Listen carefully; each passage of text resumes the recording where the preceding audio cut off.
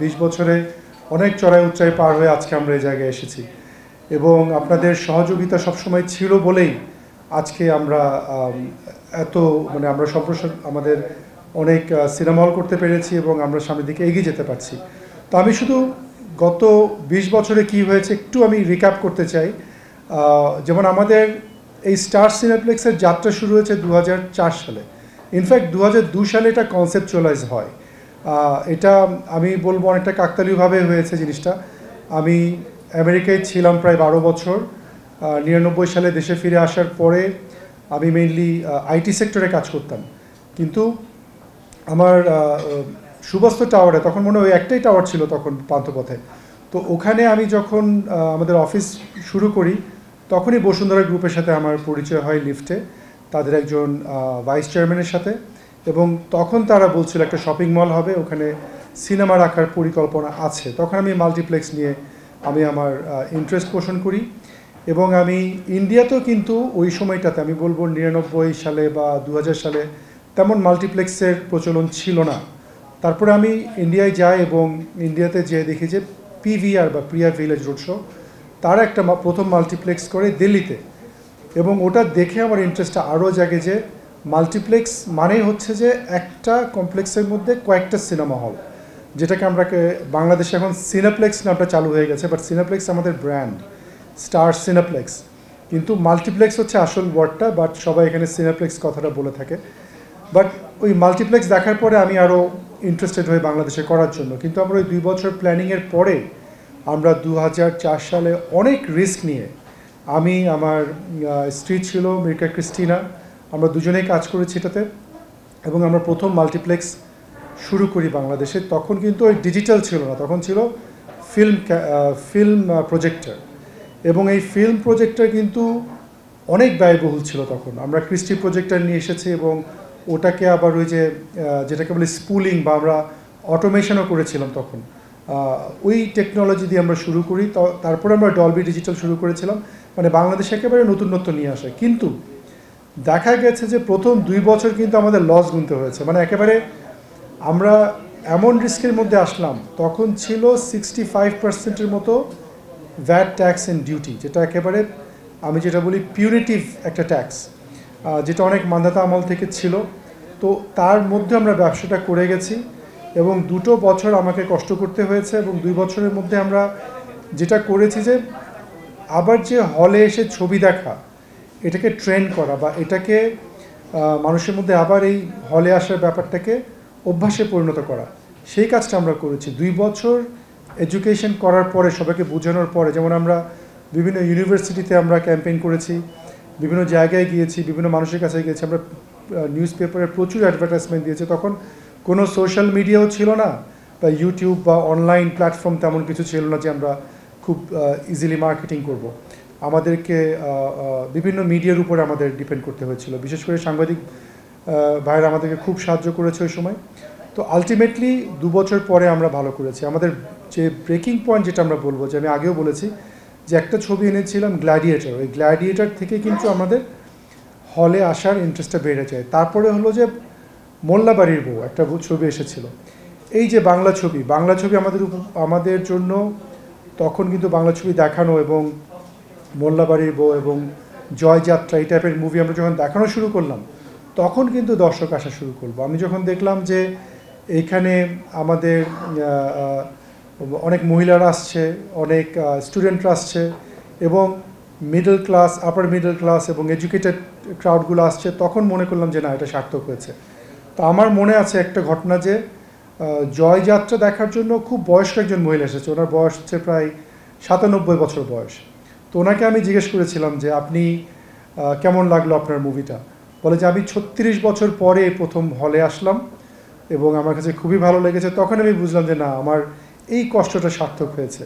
তো এই 3টা হলের পরে আমরা কিন্তু আস্তে আস্তে হল বাড়ানো শুরু করলাম, এবং বসুন্ধরাতে 2টো এক্সট্রা হল করেছি, এবং বসুন্ধরার বাইরে আমরা প্রথম করি সীমান্ত সম্ভার।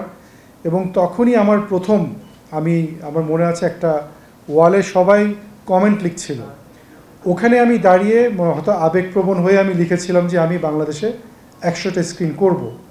যেহেতু আমরা আমাদের প্রথম যাত্রা শুরু করি বসুন্ধরার বাইরে, তা আমি মনে করছি না, বাংলাদেশের বিভিন্ন এলাকায় আমাদের স্ক্রিন করা উচিত। এই দায়িত্বটা আমি নিয়েছি। আর এটা কিন্তু আমি বলবো এটা একটা রিস্কি ভেঞ্চার এই কারণেই, তখন ট্যাক্স অনেক বেশি ছিল, আমরা এটা নিয়ে লবি করেছি। তখন আমাদের অর্থমন্ত্রী ছিল কিবরিয়া সাহেব, ওনার সাথে আমি নিজে কথা বলেছিলাম, পরে মুহিত সাহেব ছিলেন, ওনার সাথে আমি কথা বলেছি। গ্র্যাজুয়ালি ট্যাক্সগুলো কমাতে কমাতে এখন কিন্তু আমরা মনে হয় অ্যারাউন্ড 30%-এ 10% ভ্যাট আর 15% মিউনিসিপ্যালিটি ট্যাক্সের মধ্যে এসেছি। তার আগে কিন্তু অনেক ধরনের ট্যাক্স ছিল, কারণ এন্টারটেনমেন্ট বলতেই সিনেমা ছিল 80-র দশক 90 দশকের দিকে। এখন আমাদের এন্টারটেনমেন্টের অপশান অনেক। আমাদের এখানে ইউটিউব চ্যানেল আছে, আমাদের ওটিটি প্ল্যাটফর্ম আছে, অনলাইনে প্রচুর এন্টারটেনমেন্ট। এখন টিকটক হয়ে গেছে শর্ট ভার্সন অফ এন্টারটেনমেন্ট, যেটা 15 সেকেন্ড 20 সেকেন্ড করে মানুষকে প্লেজার দিচ্ছে। তো আমার কথা হলো যে মানুষের এন্টারটেনমেন্ট অপশান যখন এত হয়ে গেছে, তার মধ্যে সিনেমা টিকিয়ে রাখাটা কিন্তু আসলে খুব ডিফিকাল্ট। তো যার কারণে আমি থেমে থাকিনি, আমি করেছি। এবং কোভিডের সময় আমাদের সবচেয়ে বেশি সমস্যাটা ছিল কোভিড, যে কোভিড টাইমে কিন্তু সারা ওয়ার্ল্ডে সবাই বলছে সিনেমা ইন্ডাস্ট্রির এখানেই কবর হয়ে যাবে, সিনেমা ইন্ডাস্ট্রি উঠতে পারবে না, বিশেষ করে সিনেমা হলে উঠতে পারবে না। ওই সময় মানুষের নেটফ্লিক্স, অ্যামাজন প্রাইম এগুলো দেখার প্রতি ঝোঁক অনেক বেড়ে গিয়েছিল, যেটাকে আমি একটা প্রবলেম মনে করেছিলাম। এটা কিন্তু আমাদের জন্য একটা আশীর্বাদ হয়ে গেছে, কারণ করোনা যাওয়ার পরপরই মানুষের যে ক্ষুধা, কন্টেন্ট দেখার ক্ষুধা, ভালো সিনেমা দেখার ক্ষুধাটা বেড়ে গেছে। এবং এই কারণেই কিন্তু ছোট স্ক্রিনে দেখতে দেখতে তারা এখন বড় স্ক্রিনে দেখতে চায়। তো আমি দেখলাম যে ভালো ভালো ছবিগুলো যখন সিনেপ্লেক্সে আসা শুরু করলো করোনার পরবর্তী সময়, সবাই কিন্তু সিনেপ্লেক্সে একেবারে ঝাঁকে ঝাঁকে লোক এসে দেখেছে। এবং এটা আমাকে আরও আশা জাগিয়েছে। আমাদের এখন প্রায় 19টা স্ক্রিন। আমি তারপরেও মনে করি যে এই যে 20টা বছরে মাত্র 19 বা 20টা আমার স্ক্রিন, এটা কিন্তু অনেক কম, আমার আরও অনেক বেশি করা উচিত ছিল। কিন্তু বাংলাদেশে অনেক ধরনের সমস্যা আছে, যে সমস্যাগুলো আপনাদেরকে বলতে চাই। 1 নম্বর সমস্যা হচ্ছে যে কন্টেন্টের অভাব। আমাদের কিন্তু ভালো কন্টেন্ট নেই। হ্যাঁ, আমাদের ভালো কন্টেন্ট হয়েছিল, গত বছর হয়েছে, 2023 সালে হয়েছে। কিন্তু আপনি যদি দেখেন সারা বছরে আমাদের মিনিমাম 100টা ছবি হওয়া উচিত, তার মধ্যে না হলে 20টা ভালো কন্টেন্ট হওয়া উচিত, যেটা ব্যবসা বান্ধব ছবি। কিন্তু এটা হচ্ছে না বাংলাদেশে। আর সেকেন্ড বিষয় যেটা হলো যে আমাদের রিয়েল এস্টেট প্রাইস, যেমন আমরা যেখানে আমাদের সিনেমা হলগুলো করছি, এটা হচ্ছে শপিং মল। শপিং মলে শুধু যে জিজ্ঞেস করেন যে ভাড়া কত বেড়েছে, এবং ওরা কিন্তু কয়েকদিন পরপরই ভাড়া বাড়ায়। তো আমি বসুন্ধরা গ্রুপকে আমি ধন্যবাদ জানাই যে আমাদের উপরে ওরা অনেকটা সাবসিডাইজড ওয়েতে আমাদেরকে ভাড়াটা দিয়েছিল, কিন্তু রিসেন্টলি প্রচুর ভাড়া বাড়িয়ে দিয়েছে। তারপরেও কিন্তু আমি সিনেপ্লেক্সটা ছাড়িনি। আমাদের কষ্ট হলেও আমরা এই অতিরিক্ত ভাড়া দিয়েও আমরা সিনেমাগুলো চালিয়ে যাচ্ছি। এবং এটার রিফ্লেকশনটা কিন্তু পড়ছে আমাদের টিকিট প্রাইসের উপরে। টিকিট প্রাইস চাইলেও কিন্তু আমি কমাতে পারছি না। আর পাশাপাশি আমাদের যে ইউটিলিটি চার্জেস, যে আপনারা জানেন যে এখন আইএমএফেরও চাপ আছে বাংলাদেশের উপর।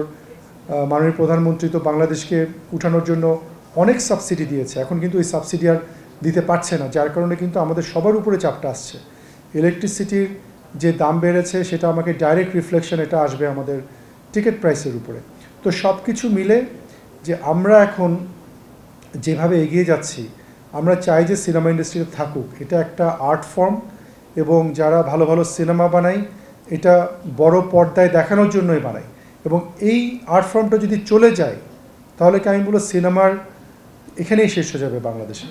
সেজন্য আমাদের 19টা স্ক্রিন আছে, সামনে আরও 10টা স্ক্রিন আমরা আনবো ইনশাল্লাহ। এই বছরের মধ্যে আমাদের 30টা স্ক্রিন আমরা হবে আমাদের।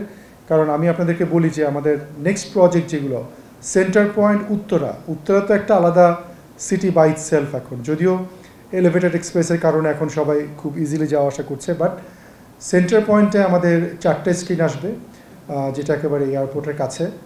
উত্তরার একটা বিশাল টাউনশিপ, সেখানে তাদেরকে আমরা এটা কেটার করতে পারবো। নারায়ণগঞ্জে আমরা সীমান্ত সম্ভার 2, যেখানে আমরা 3টে স্ক্রিন করছি, এবং বগুড়াতে 2টো স্ক্রিন আসছে। ঠিক এইভাবে আমরা আরও, এগুলো হচ্ছে যে আমাদের একেবারে সাইন প্রজেক্ট, কাজ শুরু হয়ে গেছে এবং কাজগুলো শেষ হবে এবছরে।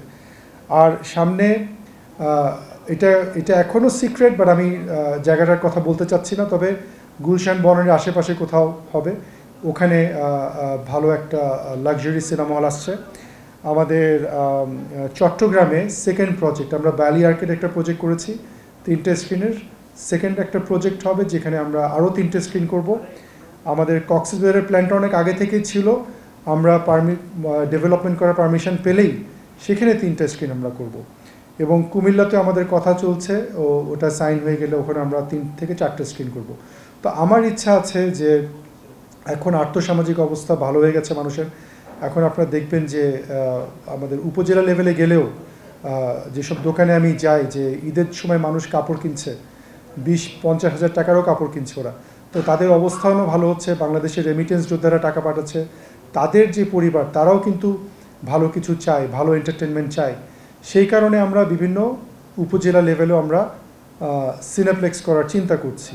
হয়তো অত লাক্সারিয়াস হবে না, তবে আমাদের same projection, same sound system, same seat, proper security নিয়ে আমরা ভালো সিনেপ্লেক্সগুলো করতে চাই। এবং আমি মাননীয় প্রধানমন্ত্রীকে ধন্যবাদ জানাই যে করোনার সময় আমরা যে একটা সেভ বিডি সিনেমা নামে একটা ক্যাম্পেইন করেছিলাম, তার পরবর্তীতে তখনকার তথ্যমন্ত্রী এবং মাননীয় প্রধানমন্ত্রী একটা বরাদ্দ দিয়েছিল, 1000 কোটি টাকার বরাদ্দ। তার মধ্যে সিনেমার জন্য স্বল্প সুদে দীর্ঘমেয়াদী লোন দিয়েছে। আসলে আমাদের মেইন সমস্যাটাই হয়ে যায়, আমরা তো বিনিয়োগ করছি আমাদের নিজেদের টাকা, কিন্তু এটাকে 5 বছরের সুদটাকে আমাদের ঋণটা পরিশোধ করাটা ডিফিকাল্ট হয়ে যায় এবং সুদের হার বেশি হলে আমাদের জন্য অনেক চাপ পড়ে যায়। তো সেজন্য এটা কিন্তু আমাদের জন্য অনেক সহযোগিতা করবে, সাহায্য করবে। এবং আমি চাই যে স্টার সিনেপ্লেক্স না, এখানে আরও অন্যান্য উদ্যোক্তাও এগিয়ে আসুক, তারাও বিভিন্ন মাল্টিপ্লেক্স সিনেমা হল করুক, তাহলে কিন্তু বাংলাদেশে সিনেমা হলের আরও উজ্জ্বল ভবিষ্যৎ থাকবে। এখানে আমাদের এই যে 1000 কোটি টাকা যেটা দিয়েছে, সেখান থেকে আমরা কিছুটা অ্যাভেল করতে পেরেছি, যদিও একটু ডিফিকাল্ট এটা করা, কারণ তারা অনেক ডিউ ডিলিজেন্স দেখে যাতে এই টাকাটা কেউ অন্য খাতে খরচ করতে না পারে। এবং আমরা 100% আমাদের সিনেমা খাতে এটা খরচ করছি। এবং আমি একটা স্ট্যাটিস্টিক্স দিই, আপনারা শুনলে অবাক হবেন যে মানে বাংলাদেশে আমাদের মানে স্ক্রিনের যে এটাকে বলে পার ক্যাপিটাল স্ক্রিন, মানে 1 লক্ষ লোকের জন্য কয়টা স্ক্রিন আছে, বাংলাদেশে হচ্ছে 0.2, মানে এতই কম। আমেরিকাতে যেটা হচ্ছে 14, মানে আমেরিকাতে প্রায় 40,900টা স্ক্রিন আছে, আর বাংলাদেশে আছে মনে হয় 50টা অ্যাক্টিভ স্ক্রিন, এবং ঈদের সময় কোনোভাবে টেনে টুনে তারা 150টা করে। তো আমাদের স্ক্রিনের ঘনত্ব যেটাকে বলা হয় যে 1 লক্ষ লোকের জন্য 0.2, মানে একটাও না, 0.2। আবার ইন্ডিয়াতেও কিন্তু আমরা জানি যে ইন্ডিয়াতে প্রায় 9,000-এর উপর স্ক্রিন আছে, কিন্তু তাদের পপুলেশন তো প্রায় 1 বিলিয়ন, এবং তাদের স্ক্রিনের ঘনত্ব কিন্তু প্রায় ওরকমই, মানে 6টা স্ক্রিন পার 100,000, যেটা আমরা শ্রীলঙ্কায় যদি দেখি সেটা 1.2, এবং পাকিস্তানেও তাই 1.2। তো আমরা কিন্তু আন্ডার স্ক্রিনড, আমাদের অনেক স্ক্রিন দরকার। এককালে আমাদের এখানে 1200 স্ক্রিন ছিল, এখন নেই। সেই জায়গাটাতে আমি আসতে চাচ্ছি। আমি হয়তো একজন উদ্যোক্তা হিসাবে আমি 100টা স্ক্রিন করতে পারবো আমার লাইফ টাইমে, কিন্তু আমি চাই আমার মতো আরও 10টা উদ্যোক্তা এগিয়ে আসুক, তারাও স্ক্রিন করুক। আমরা কম্পিটিশনে বিলিভ করি না, আমি কোঅপারেটিশনে বিলিভ করি। আমরা তাদেরকে কোঅপারেট করতে চাই, তাদেরকে আমি সাহায্য করতে চাই।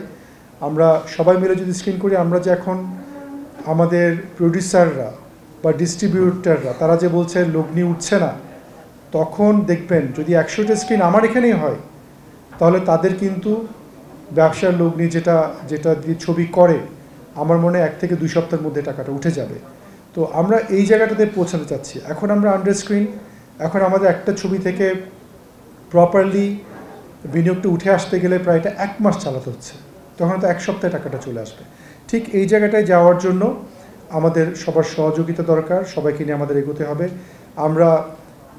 আমার কাছে খুব ভালো লেগেছে যে আমরা স্টার সিনেপ্লেক্স চালু করার পর থেকে অনেক ভালো ভালো ডিরেক্টর তারা মুভি বানাচ্ছে, প্রডিউসাররা মুভি বানাচ্ছে, এবং ভালো অনেক ছবি আমরা দেখিয়েছি এখানে, এবং ব্যবসা সফল ছবি।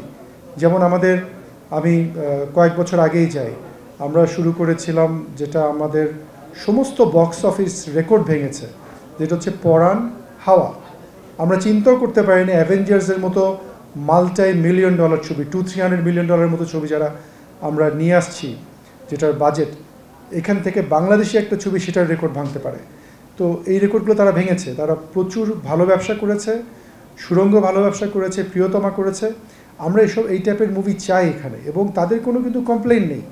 তারা মুভি করেছে, তারা তাদের টাকা উঠিয়ে এনেছে, এবং তারা ওই টাকা দিয়ে আরও মুভি বানাচ্ছে। তো আমরা চাই যে আমাদের সাথে তারা গ্রো করুক, এবং তাদের কারণে আমরা এগিয়ে যাচ্ছি। আমাদের করোনার যে লসগুলো ছিল, এটার কিন্তু অনেকটাই উঠে এসেছে এই ভালো ভালো ছবিগুলো আমরা দেখাবার কারণে। আমি সরকারকে আরও ধন্যবাদ জানাতে চাই যে আমাদের এখন মুভি কন্টেন্ট আমরা বাড়াতে পেরেছি। আমরা তো আগে বিভিন্ন সময় হলিউডের মুভি আনতাম, এবং আমি ইউরোপিয়ান ইউনিয়ন ফিল্ম ফেস্টিভ্যালও করেছি বাংলাদেশের মানুষের টেস্টটা চেঞ্জ করার জন্য। এবং আমরা টার্কিশ মুভি এনেছি, জাপানিজ মুভিগুলো কনস্ট্যান্টলি আমরা আনছি, এবং রিসেন্টলি মনে আরেকটা দেশ থেকে ফ্রেঞ্চ মুভিও আমরা এনেছি। এবং আমরা চাচ্ছি যে মানুষের টেস্টটা বদলাক, এবং করোনাতে যেটা হয়েছে, নেটফ্লিক্স দেখে দেখে তাদের ওই কন্টেন্টের যে ক্ষুধা সেটা বেড়ে গেছে, এবং তারা ভালো ভালো ছবি দেখতে চায়। আমি আরও একটা জিনিস বলতে চাই, যারা 80-র দশকে পড়ে আছে এখনও, যারা 90 দশকে পড়ে আছে, মনে করছে ওই সময় আমাদের আর্থসামাজিক অবস্থা অন্যরকম ছিল, আমাদের সিনেমা হলগুলো ছিল ধরেন মফস্বলে বা বিভিন্ন জায়গাতে, এবং টার্গেট মার্কেটটাও ছিল ডিফারেন্ট। তারা কিন্তু এখনও ওই ধাঁচের ছবিগুলো বানিয়ে যাচ্ছে। তারা মনে করছে যে ওই ছবিগুলোই চলবে, কিন্তু আমাদের চেঞ্জ করতে হবে। আমাদের যে ইয়াং ট্যালেন্টেড ডিরেক্টর যারা আছে, তাদের দেখতে হবে যে আমাদের ট্রেন্ডটা কী, ওয়ার্ল্ড ওয়াইড কী ট্রেন্ড। এমনকি আপনারা জানেন যে ভারতবর্ষেও এখন কিন্তু স্টার কোনো মেইন ফ্যাক্টর না। আমরা যে একেবারে মেগা স্টার দিয়ে ছবি করলে এটা সুপারহিট হবে সেটা না। আপনারা জানেন যে লাপাত্তা লেডিজ নামে একটা রিসেন্টলি একটা নেটফ্লিক্সে ছবি বেরোচ্ছে, একেবারে আননোন ক্যাস্ট, নতুন লোকজন নিয়ে, এবং খুবই ভালো করেছে এটা। ঠিক